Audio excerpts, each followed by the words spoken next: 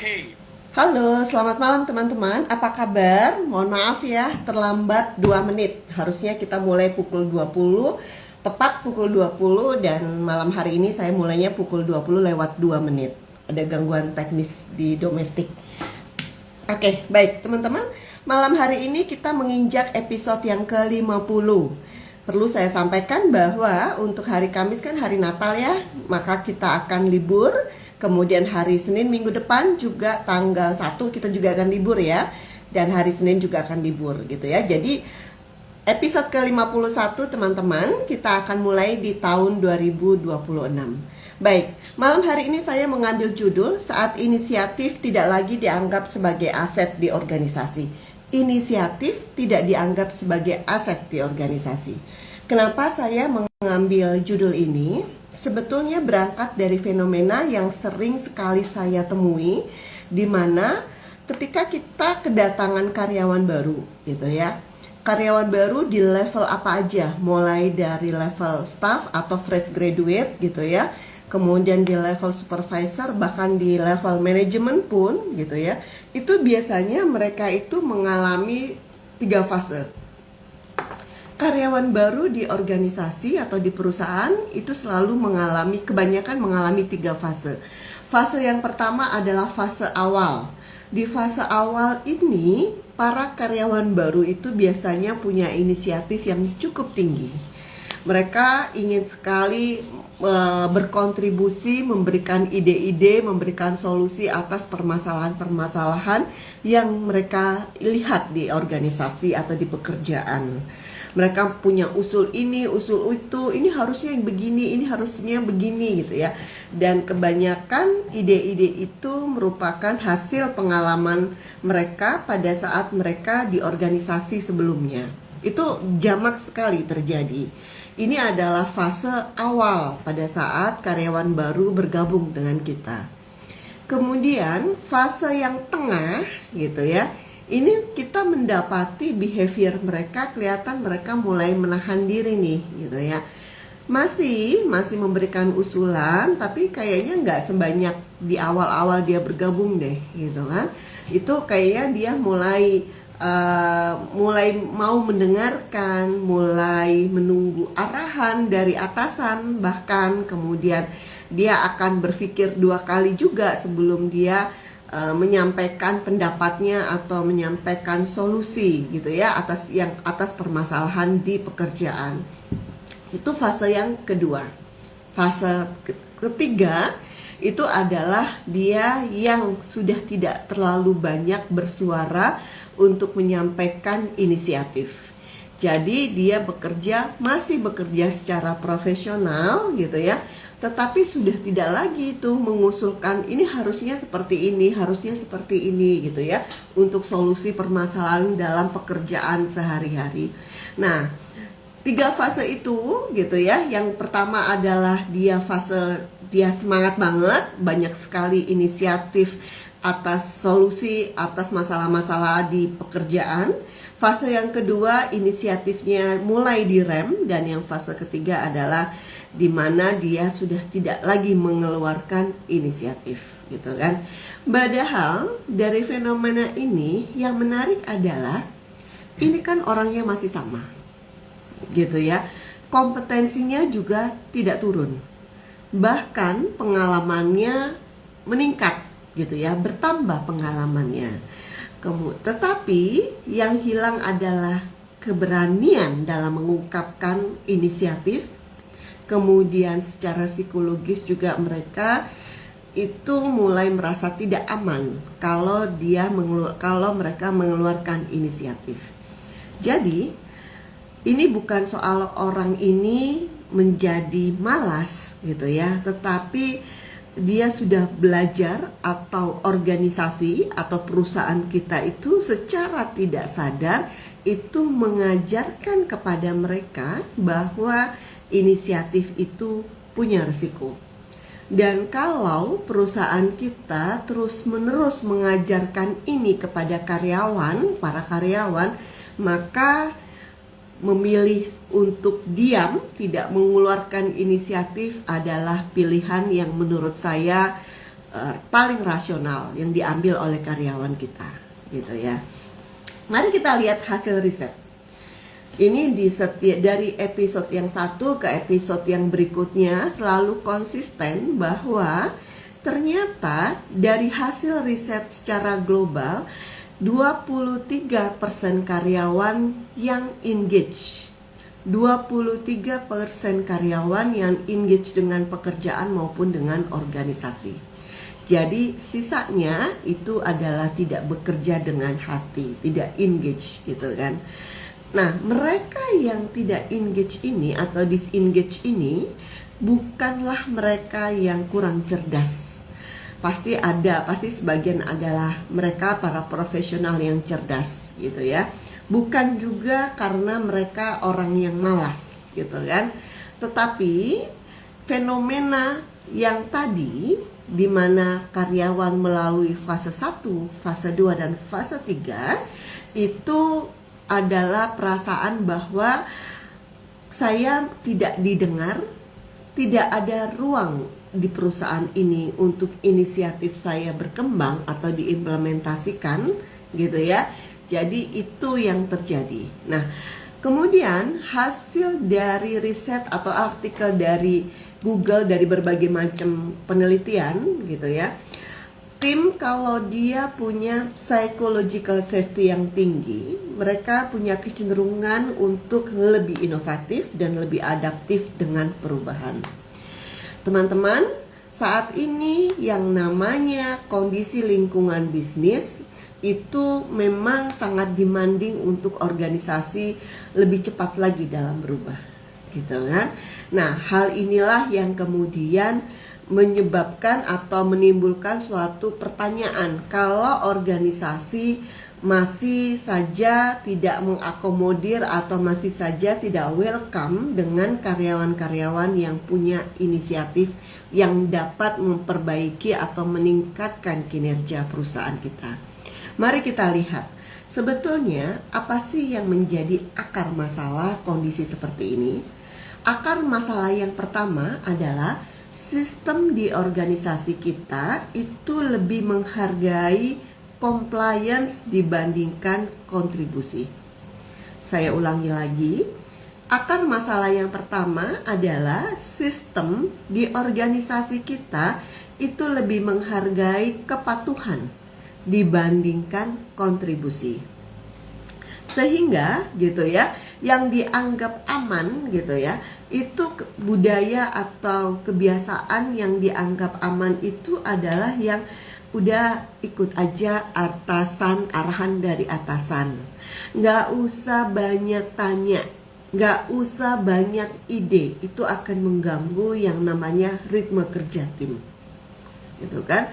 Nah, kemudian gitu ya, kalau ada karyawan yang kritis gitu kan, itu kecenderungannya adalah karena compliance, kecenderungannya ya udah ikut aja SOP-nya. Udah deh, jangan macam-macam gitu kan. Nanti malah ribet, nanti malah bikin masalah baru gitu kan. Itu akar masalah yang pertama. Ketika perusahaan lebih menghargai compliance atau kepatuhan karyawan dibandingkan kontribusi karyawan terhadap perusahaan. Akar masalah yang kedua itu adalah inisiatif tidak pernah masuk ke dalam sistem penilaian kinerja maupun sistem penilaian kompetensi. Saya ulangi lagi, akar masalah yang kedua adalah inisiatif yang tidak masuk ke dalam sistem penilaian kinerja atau KPI maupun sistem penilaian kompetensi. Kalau ditanya gitu ya, kalau kita secara informal gitu bertanya kepada business leader atau bertanya kepada para leader di organisasi, bagaimana dengan inisiatif, bagaimana dengan ide-ide improvement, bagaimana dengan karyawan yang proaktif, pada umumnya semua leader akan menjawab, oh iya, organisasi ini butuh orang-orang yang proaktif. Organisasi ini butuh ide-ide yang inovatif, butuh untuk terus-menerus melakukan improvement. Kalau ditanya secara lisan, jawaban dari para leader demikian. Tetapi faktanya organisasi tidak mencantumkan yang namanya improvement, tidak mencantumkan yang namanya inovasi sebagai KPI. Tidak mencantumkan yang namanya improvement, tidak mencantumkan yang namanya inovasi sebagai KPI yang harus dicapai oleh individu maupun oleh tim. Selain itu, organisasi juga gitu ya, tidak mencantumkan proaktif maupun inisiatif, memiliki inisiatif itu sebagai kompetensi yang wajib atau kompetensi yang harus dimiliki oleh karyawan. Apakah itu kompetensi inti maupun kompetensi peran. Itu organisasi tidak mencantumkan itu. Akibatnya apa? Gitu ya. Kalau kita tidak memasukkan inisiatif ke dalam sistem gitu ya, akibatnya adalah yang ngapain karyawan akan berpikir, yang ngapain saya peduli dengan masalah, yang ngapain saya mesti repot-repot untuk mengeluarkan ide atau berpikir untuk improvement, yang ngapain saya mengeluarkan inisiatif solusi kalau itu nggak dinilai kok oleh perusahaan. Nggak ada tuh di KPI saya. Kalau inisiatif itu tidak dituntut dalam perilaku yang diminta oleh perusahaan, tidak ada di dalam perilaku kompetensi yang diminta oleh perusahaan, ngapain saya repot-repot gitu ya. Jadi gambarannya seperti itu. Itu adalah akar masalah yang kedua. Akar masalah yang ketiga itu terkait dengan leadership. Terkait dengan leader maksud saya.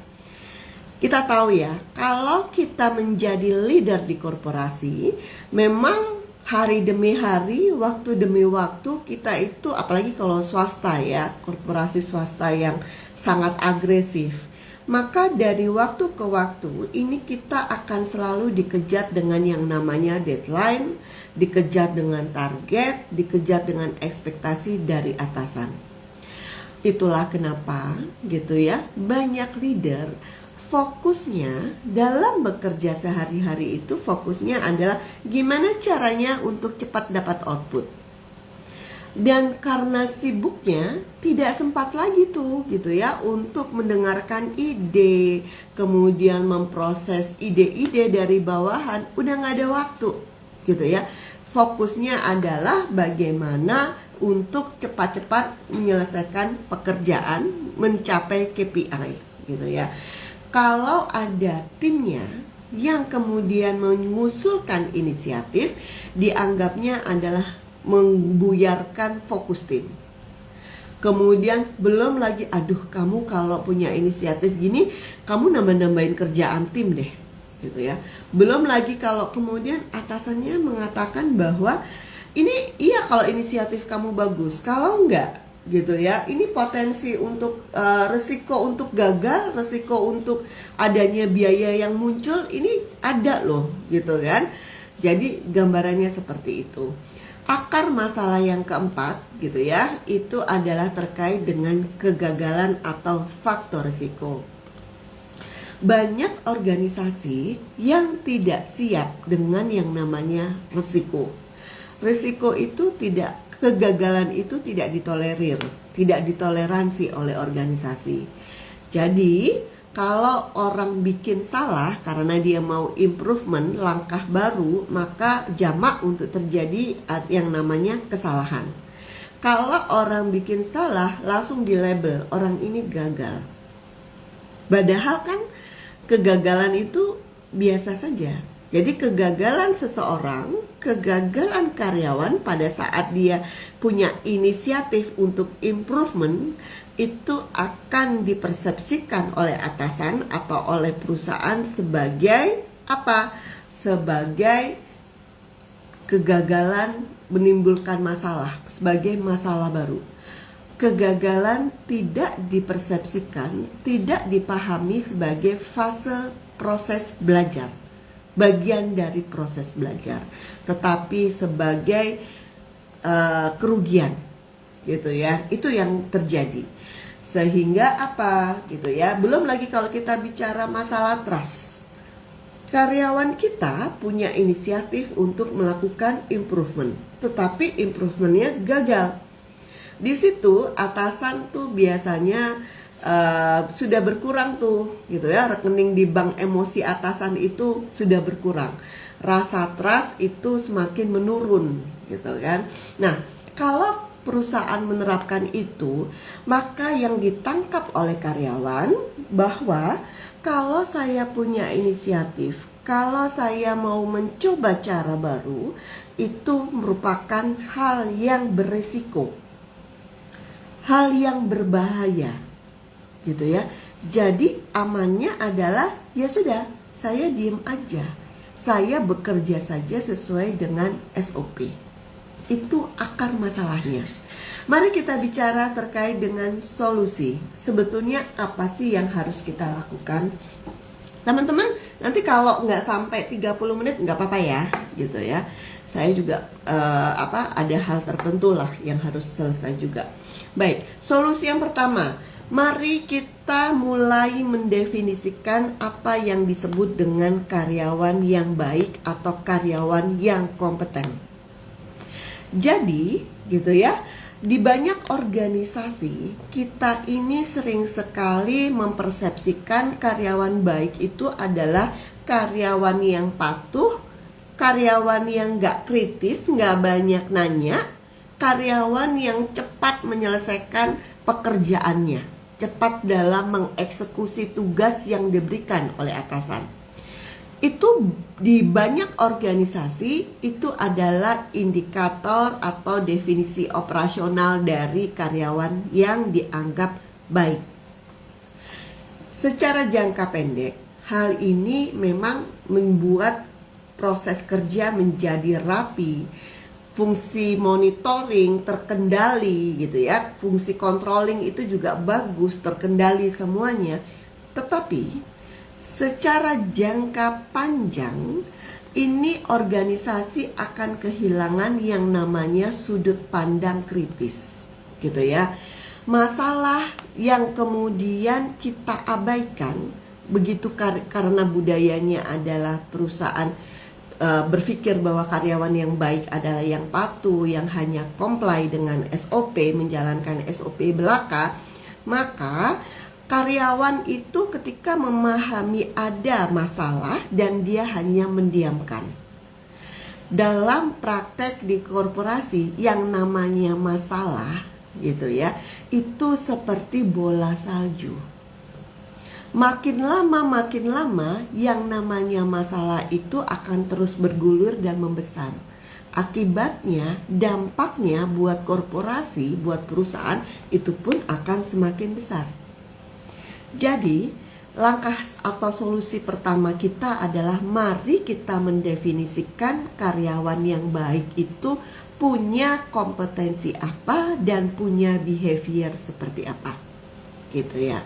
Kemudian yang perlu kita catat juga, bukan berarti kalau kita di organisasi memberikan ruang bagi karyawan untuk menyampaikan inisiatif terkait dengan solusi dari permasalahan, gitu ya, atau improvement proses kerja, bukan berarti semuanya itu juga terus-menerus kita akomodir, bukan seperti itu.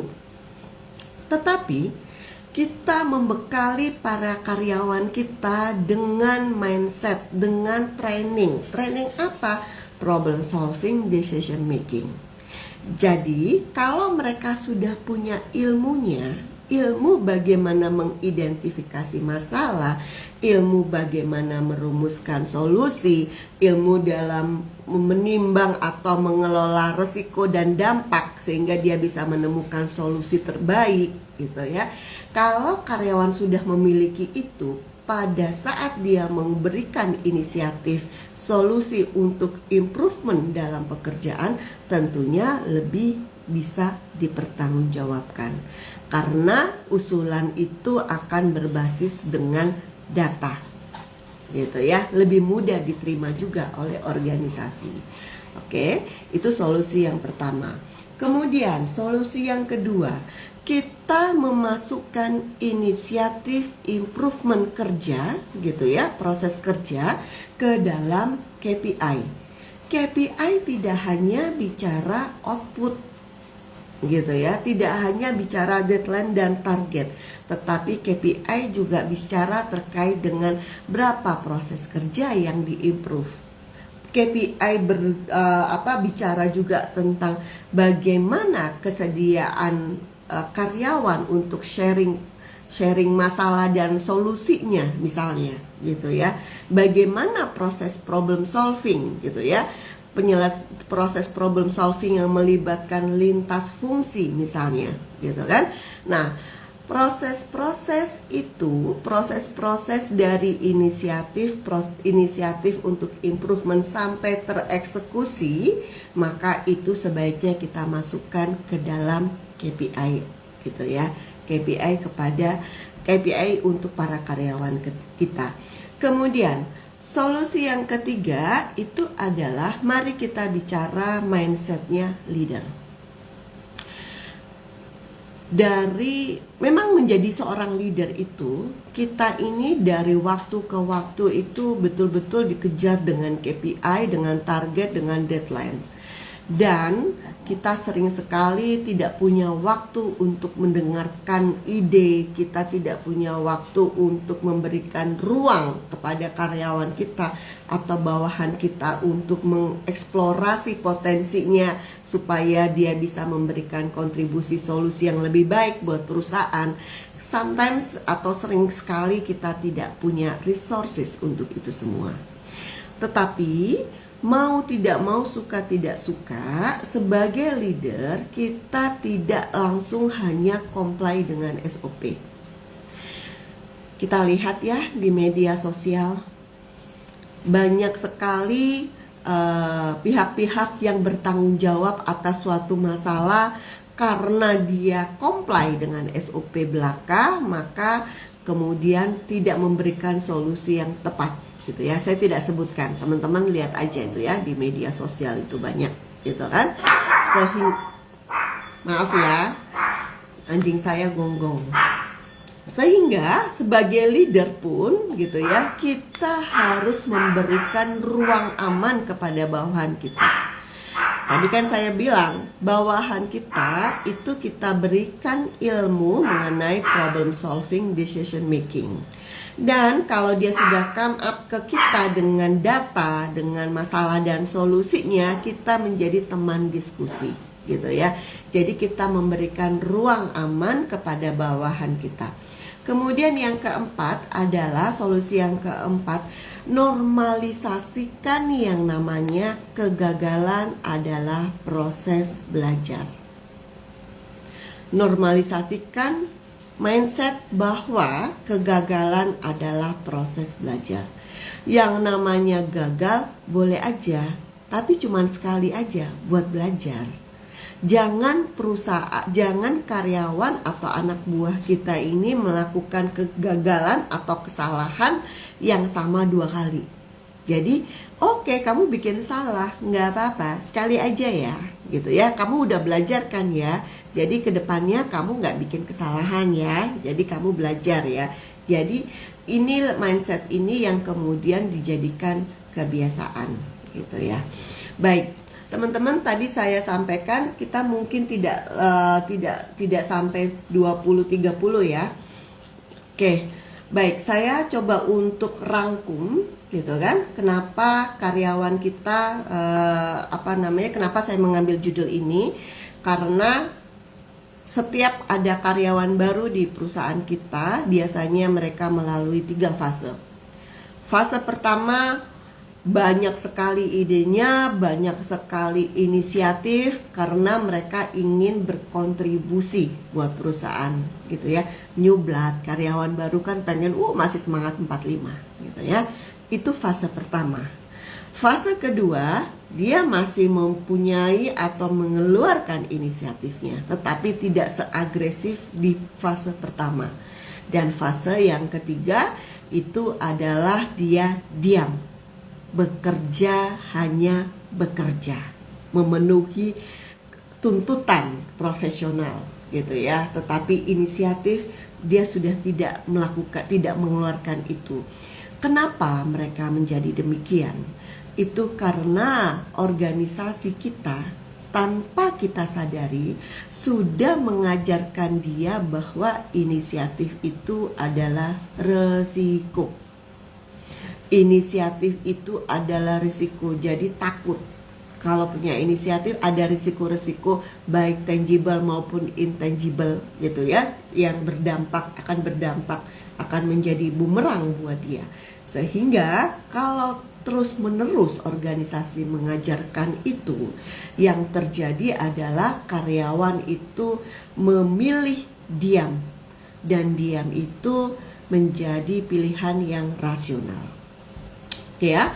Kemudian yang tadi fenomena, saya simpulkan ya, hasil riset berkali-kali Gallup mengatakan, berkali-kali dalam IG Live saya di banyak episode, 23% karyawan, hasil riset secara global, 23% karyawan yang engage dengan pekerjaan dan organisasi.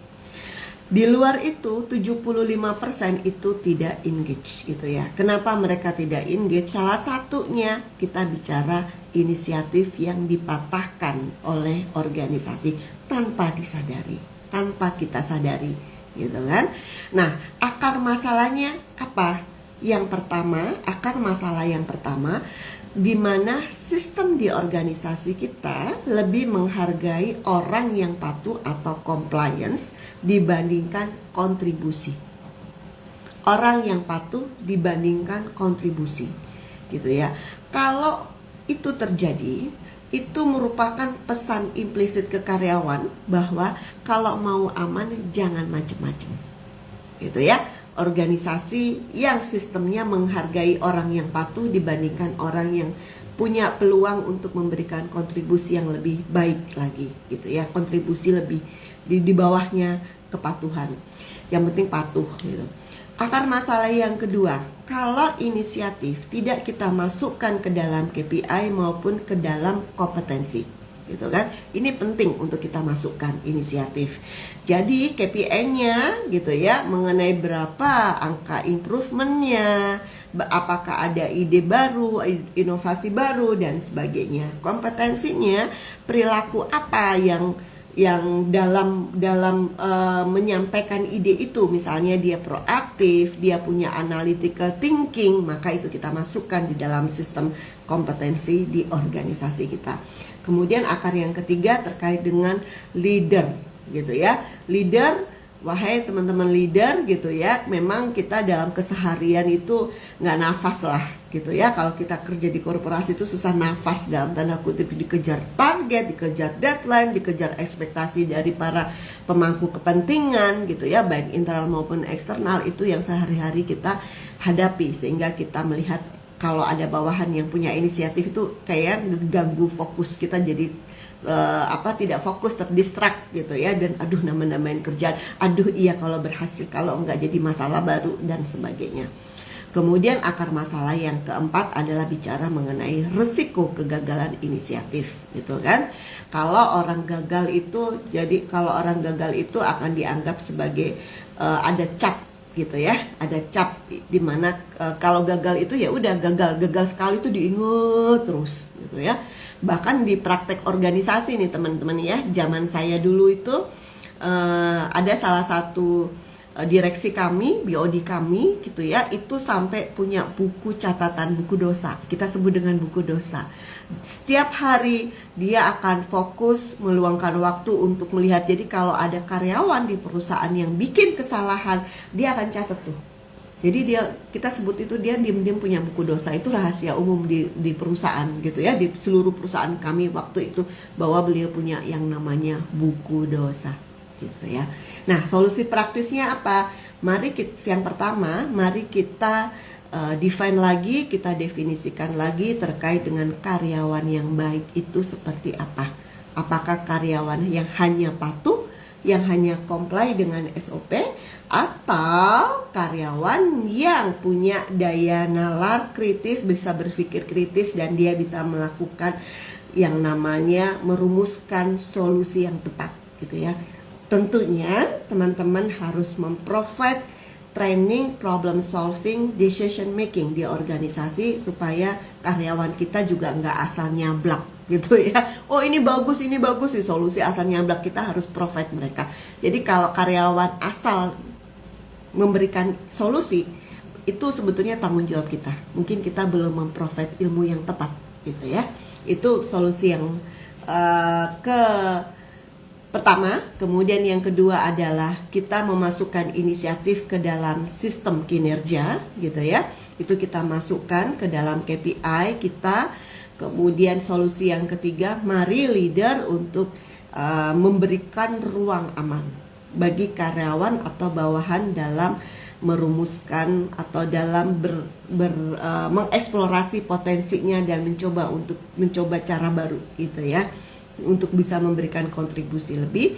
Dan yang keempat adalah mindset bahwa yang namanya kegagalan itu bukan kesalahan, tetapi kegagalan itu adalah suatu fase dari proses pembelajaran. Nah, baik.